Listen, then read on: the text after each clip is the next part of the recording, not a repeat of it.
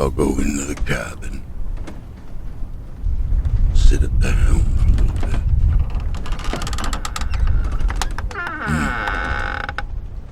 What's the day? Well, look at that. I knew there was a feeling in the air tonight. November 10th. Yeah. See, I've been trolling these waters 45, 50 years. I remember November 10th, 1975. Yeah. It's funny how night can be so calm and waters like that one now. Here in the Great Lakes. Sometimes these Great Lakes, they can turn to a mean, dark, black ocean. An angry ocean. With 80-foot waves, blinding spray. You see, you never master these Great Lakes. You don't master the sea. You respect her. You respect Poseidon himself. What's that, you say? Oh, yeah. You want to hear the story? Yeah. Well, it's more of a legend now than a story. But I got a few minutes if you want to pull up a seat here. Cabin. I could reminisce about that day.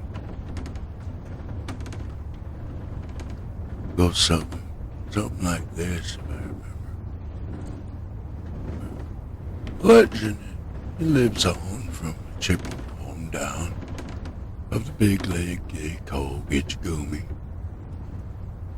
And the lake, it is said, never gives up her dead when those skies of November turn gloomy. With a load of iron ore, 26,000 tons or more, the Edmund Fitzgerald weighed heavy. That good ship and crew were a bone to be chewed when the gales of November came early. You see, the ship was the pride of the American side as she came back from some mill in Wisconsin.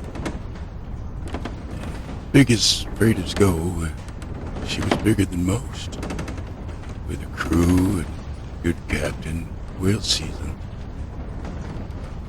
And after concluding some terms with a couple of steel firms, they sailed full loaded for Cleveland. Well, later that night, the ship's bell rang.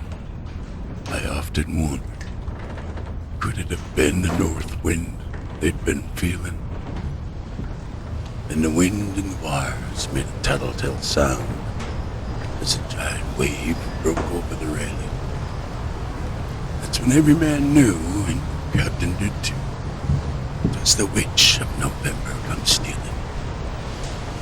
When dawn came late and breakfast had to wait, and the gales of November come slashing, and when the afternoon came, it was freezing rain in the face of the hurricane west wind. 8 hours later, when supper time came, the old cook came out on deck a-saying, "Fellas, it's too rough to feed you." And then at 7 p.m., my main hatchway caved in. He said, "Fellas, it's been good to know you." Well, the captain wired in. He had water coming in, and the good ship and crew was in peril. And later that night, when the lights went out of sight, came the wreck of the Edmund Fitzgerald.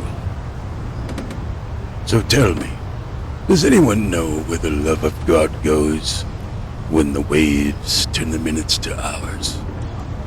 You know, the searchers all say they'd have made of Whitefish Bay if they just put 15 more miles behind her. They might have split up and they might have capsized. They may have broke up deep in a wave and took on water.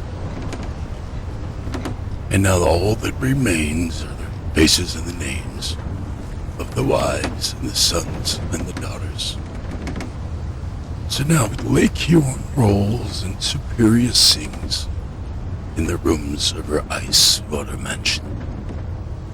Old Michigan still steams like a young man's dreams, while the islands and bays are full of sportsmen. And well farther below in Lake Ontario takes in whatever Lake Erie can send her. And the iron boats go, as all the mariners know, with the gales of November remembered. And in a musty old hall in Detroit they pray, in the Maritime Sailor Cathedral. The church bell chimes till it rings 29 times for each soul of the Edmund Fitzgerald.